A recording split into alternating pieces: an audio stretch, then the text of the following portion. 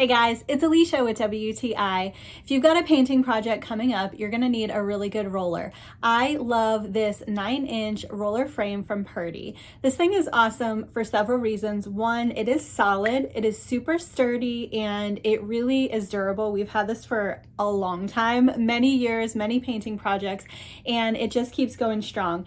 It has a really nice roll to it, so it's not getting hung up or getting caught on anything. It just rolls super smooth and really helps you to get your job done super quickly.